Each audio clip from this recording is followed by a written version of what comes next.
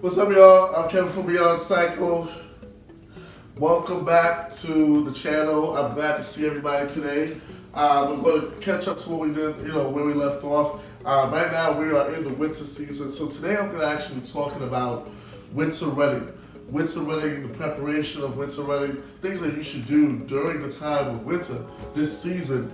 This is a time when people kind of like go into hibernation, try to reserve the body. But as a runner, you're still outside. It seems like a lot of people, as far as the general public, you're still trying to keep up with your runs, right?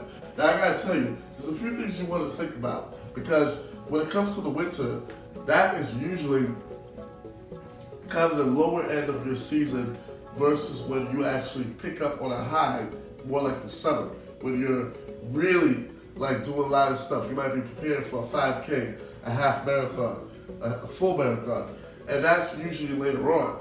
So you want to kind of reserve the body as much as you can, but you're still training the body.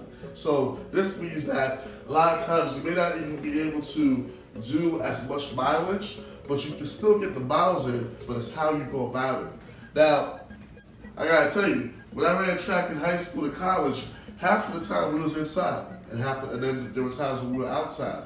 But there were certain things that we did indoors versus outdoors. So I'm gonna break down a few things for you.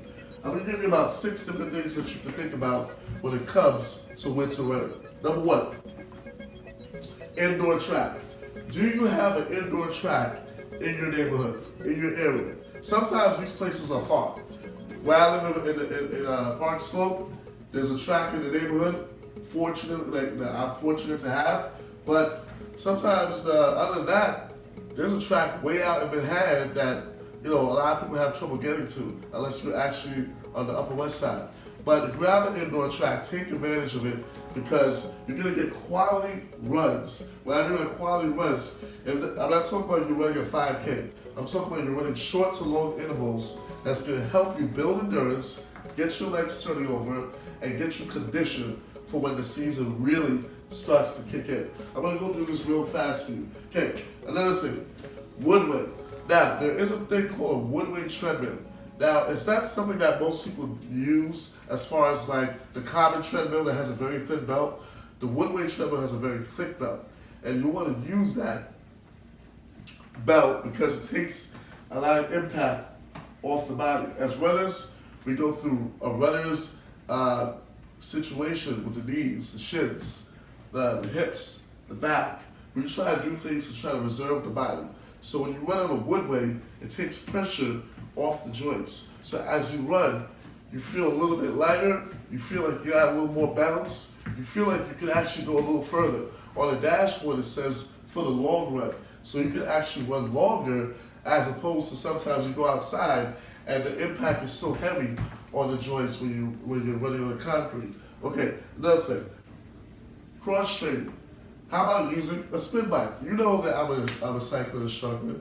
I love spin classes, but you don't even have to use a class. You don't even have to take a class. Just get on a spin bike and try to see if you can just pedal your way to try to get the legs to keep turning over and build the endurance. You don't necessarily always have to keep running.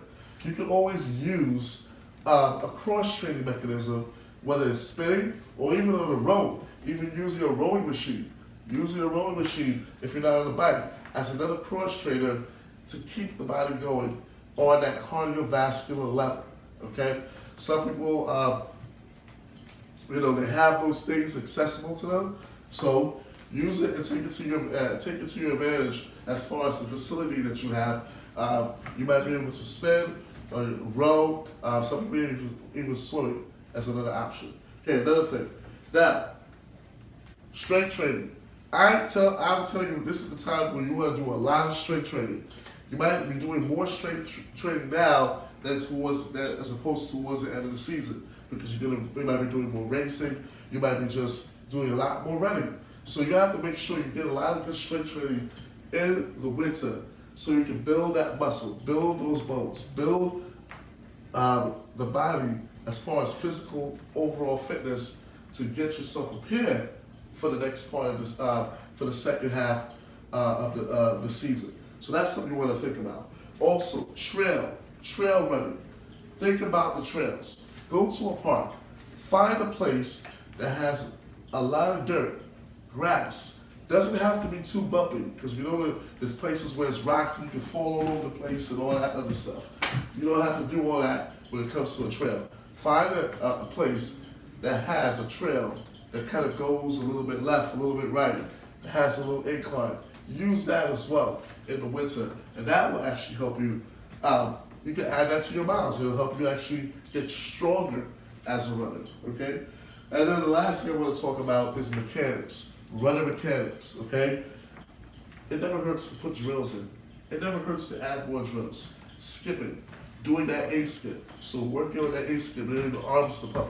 Eye socket, hip pocket. Think about this. Eye socket, hip pocket. So right here. So my hand by the hip, right? And then the other hand is by the eye. So eye socket, hip pocket. Think about, that's something like my coach. Thank goodness my coach in college used to say that. He used to say eye socket, hip pocket.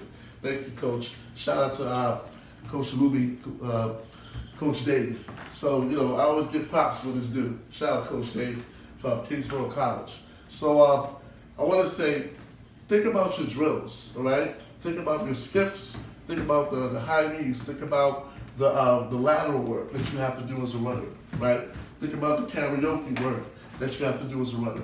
Sometimes there's certain drills that really come into effect in the winter because you're working on that stride. You're working on lengthening the body, getting that stride to get the body to go further. If I can lift my knee higher, extend my leg further, that's going to help me in the long run as a better runner. There's nothing where you can't go wrong with mechanics. You can always be better with the mechanics as a runner.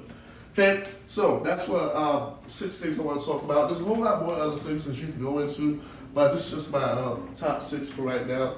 And I want to just say thank you for tuning in. Any questions, leave a comment, put a like, share, subscribe if you haven't, if you really like what's going on. If you can, support the channel, leave a donation.